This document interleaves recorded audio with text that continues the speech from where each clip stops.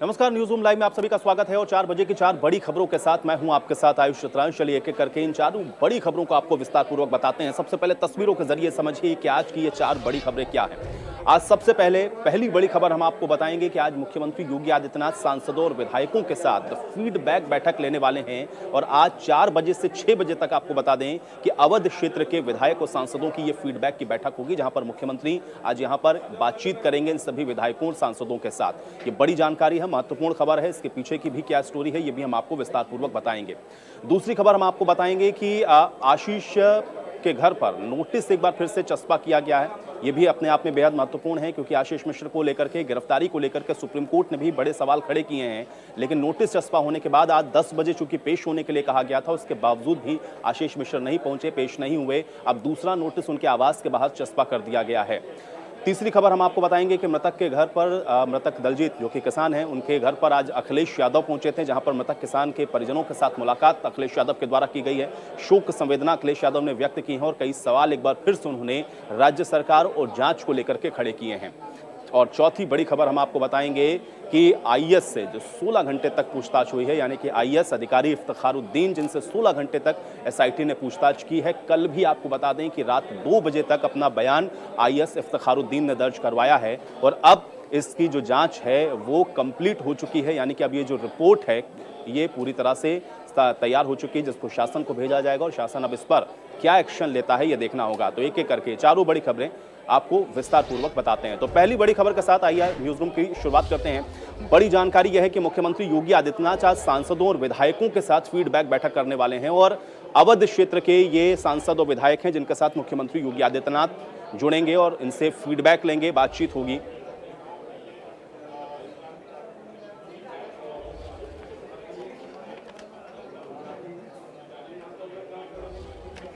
तो चलिए बड़ी खबर के साथ शुरुआत करते हैं। आपको बता दें कि लखनऊ पहुंचे आशीष मिश्रा के पिता और मंत्री अजय मिश्रा। ये बड़ी जानकारी है, क्राइम ब्रांच के सामने पेश नहीं हुए हैं आशीष। सुबह 11 बजे कोर्ट ने फिर नोटिस जारी किया और मीडिया के सवाल का अजय मिश्रा ने जवाब नहीं दिया। लखीमपुर केस में यूपी सरकार ने रिपोर्ट दाखिल की है। तो बड़ी जानकारी और बड़ी खबर आप तक हम पहुंचा रहे हैं। सुबह 11 बजे कोर्ट ने फिर से नोटिस दिया है। दूसरा नोटिस भी आपको बता दें कि चस्पा हो चुका है आशीष मिश्र के घर पर। मीडिया के सवालों का अजय मिश्र ने भी कोई जवाब नहीं दिया, क्योंकि अजय मिश्र से भी मीडिया ने कई सवाल पूछे आशीष मिश्र को लेकर के। और अब बड़ी जानकारी यह है कि दूसरा नोटिस चस्पा हो चुका है। ये बड़ी और अहम खबर आप तक हम पहुंचा रहे हैं। तो क्राइम ब्रांच के सामने पेश नहीं हुए हैं आशीष मिश्र। ये बड़ी और अहम जानकारी। सुबह 11 बजे कोर्ट ने फिर से नोटिस दिया और मीडिया के सवालों का अजय मिश्र ने कोई जवाब नहीं दिया। ये बड़ी और अहम खबर है। लखीमपुर केस में यूपी सरकार ने अपनी रिपोर्ट भी दाखिल कर दी है। तो ये अपडेट हम आप तक पहुंचा रहे हैं। एक तरफ तो अपनी स्टेटस रिपोर्ट दाखिल की गई है सुप्रीम कोर्ट के अंदर, और दूसरा यह है कि लखनऊ पहुंचे आशीष मिश्रा के पिता और मंत्री अजय मिश्र, जिन्होंने मीडिया के सवालों का जवाब नहीं दिया है। रजनीश हमारे साथ जुड़ रहे हैं जानकारी के साथ। रजनीश, एक तो दूसरा नोटिस चस्पा हुआ है आशीष मिश्र के घर के बाहर, और दूसरा ये भी है कि अजय मिश्र की तरफ से भी मीडिया के सवालों का कोई जवाब नहीं दिया गया। क्या जानकारी है?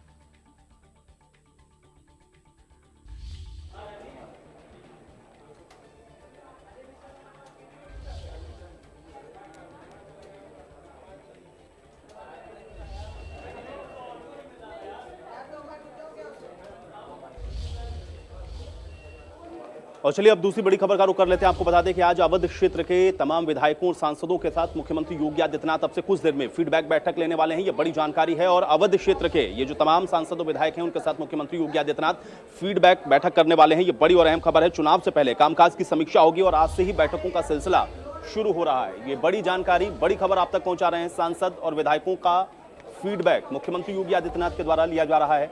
बैठक शुरू हो चुकी है। अवध क्षेत्र के जितने भी विधायक और सांसद हैं उनके साथ ये बैठक और इसमें कामकाज का फीडबैक फिलहाल मुख्यमंत्री योगी आदित्यनाथ के द्वारा लिया जा रहा है। ये बड़ी जानकारी है। चुनाव से पहले कामकाज की समीक्षा शुरू हो चुकी है। चुनावी मोड में भारतीय जनता पार्टी पूरी तरह से और मुख्यमंत्री योगी आदित्यनाथ लगातार इसकी कमान संभाले हुए हैं और आज से बैठकों का सिलसिला शुरू हो रहा है। और अवध क्षेत्र का सबसे पहले जो समीक्षा है वो की जा रही है। अवध क्षेत्र की समीक्षा शुरू हो चुकी है। यहाँ पर विधायक और सांसदों के साथ फीडबैक शुरू हो चुका है। 4 बजे से 6 बजे तक ये फीडबैक बैठक चलेगी। बड़ी जानकारी और बड़ी खबर आपकी स्क्रीन पर है। चुनाव से पहले कामकाज की समीक्षा शुरू हो चुकी है मुख्यमंत्री योगी आदित्यनाथ के द्वारा। तो बड़ी जानकारी और बड़ी खबर आप तक पहुंचा रहे हैं।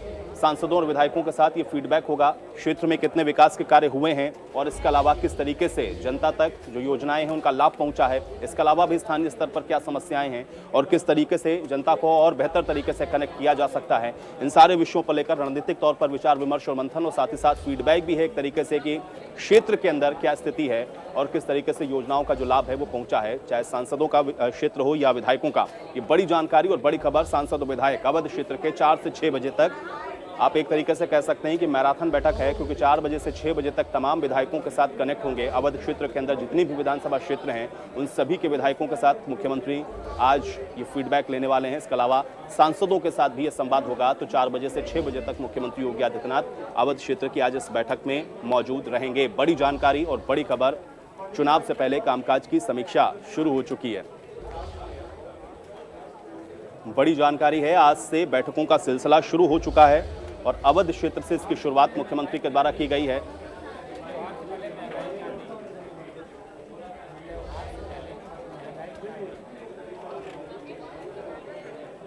तो बड़ी जानकारी, सांसद और विधायकों का फीडबैक शुरू हो गया। सीएम योगी फीडबैक ले रहे हैं और चुनाव से पहले कामकाज की समीक्षा हो रही है। रजनीश हमारे साथ जुड़ रहे हैं बातचीत करने के लिए। रजनीश, फीडबैक बैठक शुरू हो रही है विधायकों सांसदों के साथ और शुरुआत अवध क्षेत्र से हो रही है। 4 से 6 बजे तक ये पूरी मैराथन बैठक एक तरीके से होने वाली है। एजेंडा क्या है और क्या जानकारी इस पूरी बैठक को लेकर?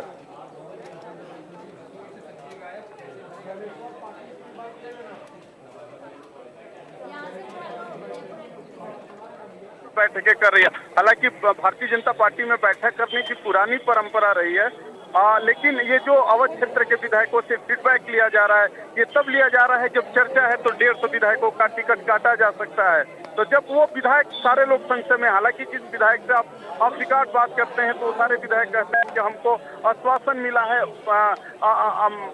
आशीर्वाद मिला है, हम क्षेत्र में जाके लोगों के बीच काम कर रहे हैं। लेकिन कहीं ना कहीं पार्टी को भी पता है कि जो एंटी इनकम वैसी फैक्टर है वो सरकार से कहीं अधिक विधायकों के लिए काम कर रहा है। तो भारतीय जनता पार्टी के जो इंटरनली रिपोर्ट आ रहा है उसमें ये चर्चा गाहे बगाहे किया जाता है कि इसमें टिकट काटा जा सकता है। तो उसको लेके आज बैठक हो रही है। विधायकों का भी दर्द रहा है कि 4.5 किसी अधिकारी ने हमारी बात नहीं सुनी, इसलिए जनता के हम समस्याओं का समाधान नहीं करा पाए। तो क्योंकि मुख्यमंत्री योगी आदित्यनाथ खुद बैठक में रहेंगे, संगठन के स्वतंत्र देव रहेंगे, तो सारी बातें आज क्लियर हो जाएगी। लेकिन टिकट किसका बचता है, टिकट किसका बिल्कुल। लेकिन रजनीश, मुझे एक चीज और थोड़ा सा बताएं और इसको थोड़ा राजनीतिक तौर पर भी समझाएं हमारे दर्शकों के लिए, क्योंकि जो शुरुआत हो रही है, हम लोग देख रहे हैं बैठकों का जो सिलसिला शुरू हो रहा है, शुरुआत अवध क्षेत्र से मुख्यमंत्री के द्वारा की जा रही है। इसका कोई विशेष कारण?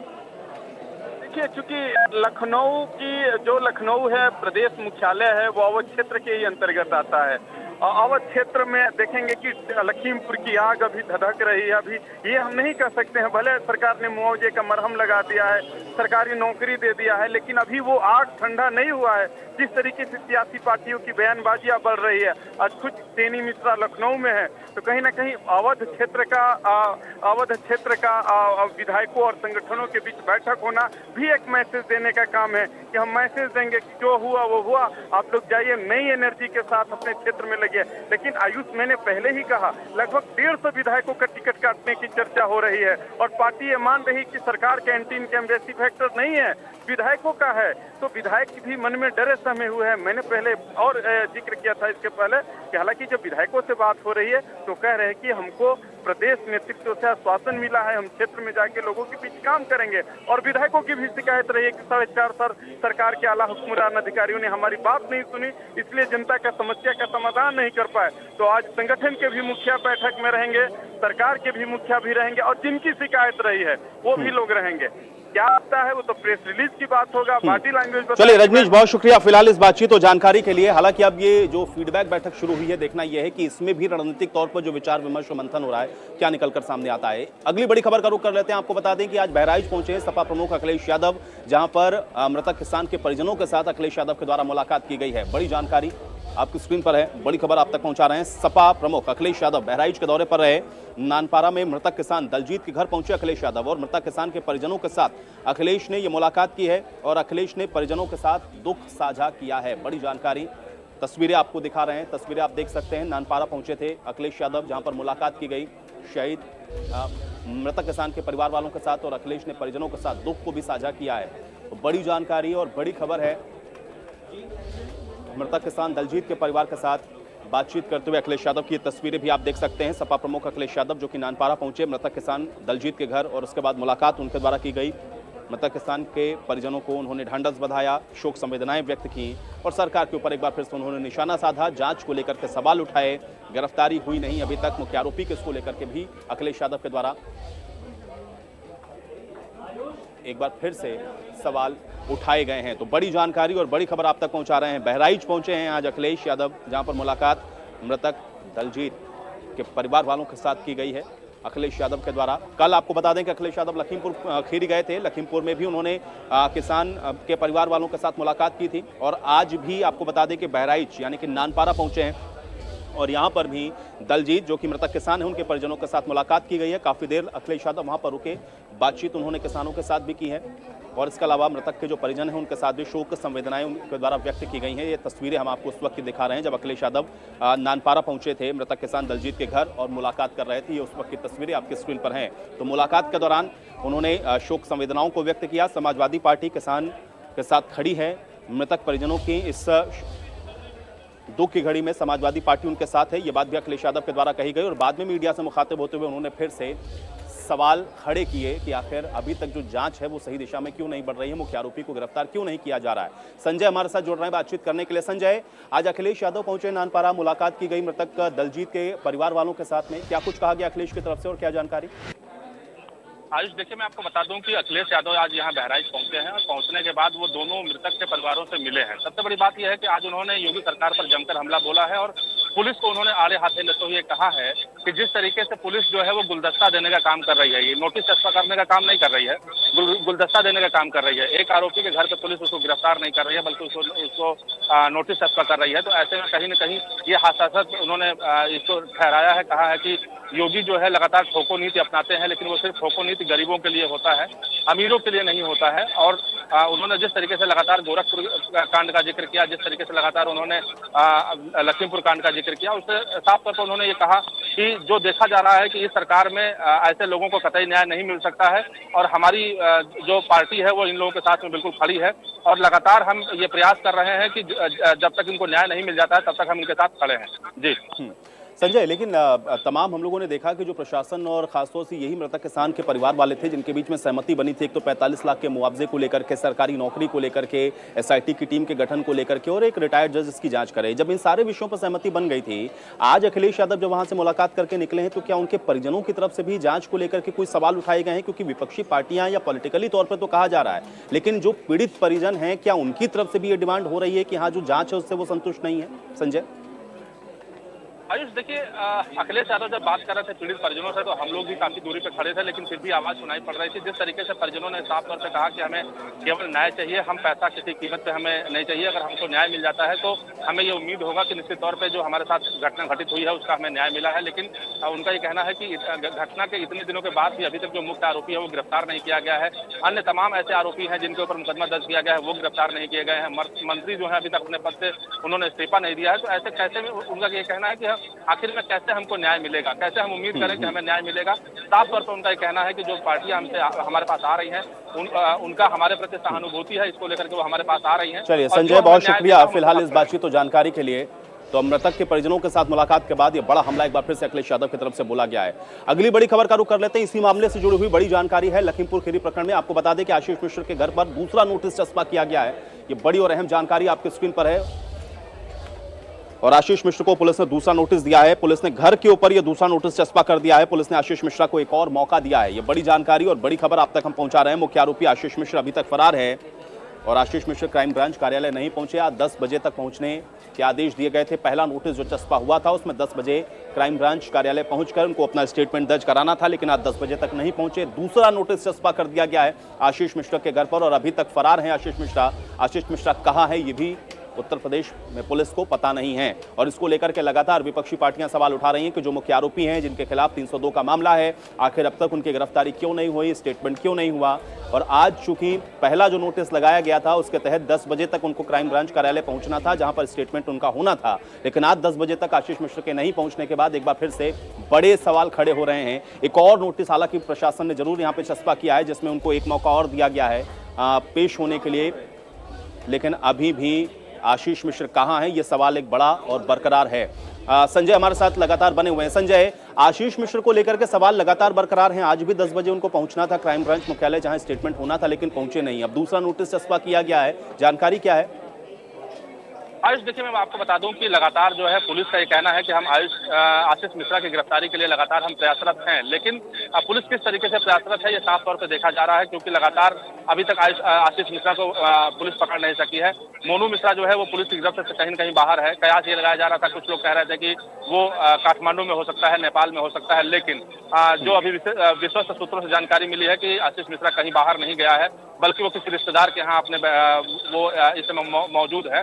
लेकिन फिर भी जिस तरीके से आशीष मिश्रा ने एक पत्र जारी करके और पुलिस से ये मांग की है कि हम कल 11 बजे तक हम कोर्ट में सरेंडर कर देंगे या हाजिर हो जाएंगे, तो कहीं न कहीं निश्चित तौर पे एक 302 का आरोपी है जिसके ऊपर आरोप लगा है, गंभीर आरोप लगे हैं, और वो अगर इस तरीके से पुलिस अगर मांग करता है और पुलिस अगर ढील देती है तो निश्चित तौर पर पुलिस के ऊपर एक सवालिया निशान खड़ा होता है। क्योंकि चलिए संजय, बहुत शुक्रिया फिलहाल इस बातचीत और जानकारी के लिए। हालांकि अब आशीष मिश्रा की तरफ से एक दिन का जो समय मांगा गया है, दूसरा नोटिस भी चस्पा हुआ और देखना यह है कि कल क्या क्राइम ब्रांच के सामने आशीष मिश्रा पेश होते हैं या फिर नहीं।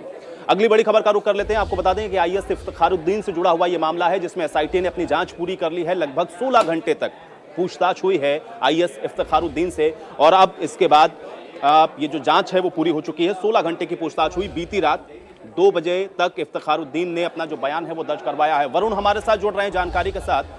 वरुण, इफ्तिखारुद्दीन की जो जांच है वो अब पूरी हो चुकी है। 16 घंटे लगभग बताया जा रहा है कि पूछताछ हुई है। क्या जानकारी सामने आ रही है? जी, लगभग 2 दिनों में 16 घंटे पूछताछ हुई है। पहले दिन 6 घंटे की पूछताछ हुई, जिसमें कि पूरा मुद्दा वायरल वीडियो से रिलेटेड था, विजुअल से रिलेटेड था, कौन लोग बैठे थे और धर्मांतरण से रिलेटेड था। फिर दोबारा कल उनको जब बुलाया गया तो वो लगभग 2 बजे दोपहर में एसआईटी के सामने पेश हुए और रात को लगभग 1 बजे 1:30 बजे तक वहाँ पे उपस्थित थे। कल का जो पूरा मुद्दा था वो उनके द्वारा लिखी गई किताब पे था। उनके किताब के कुछ अंशों को निकाला गया, जिससे कि धर्मांतरण संबंधित संदेश देने का प्रयास किया गया था, उससे रिलेटेड पूछताछ हुई। उसके बाद एसआईटी लगभग अपने जांच को कंप्लीट कर चुकी है। अब उनको बुलाया नहीं जाएगा दोबारा और 1 से 2 दिन के अंदर ही एसआईटी अपनी रिपोर्ट सरकार को सौंप देगी। बिल्कुल, लेकिन वरुण बहुत शुक्रिया फिलहाल इस बातचीत और जानकारी के लिए। हालांकि 16 घंटे की जो पूछताछ हुई है उसमें अब इफ्तिखारुद्दीन के जो स्टेटमेंट हैं वो सामने आ चुके हैं और अब देखना यह है कि जब ये रिपोर्ट भेजी जाएगी शासन को तो उस पर आगे कार्रवाई क्या होती है। चलिए, इसी के साथ न्यूज़ रूम लाइव में मेरे साथ फिलहाल इतना ही, लेकिन आप बने रहिए इंडिया न्यूज़ उत्तर प्रदेश उत्तराखंड के साथ। नमस्कार।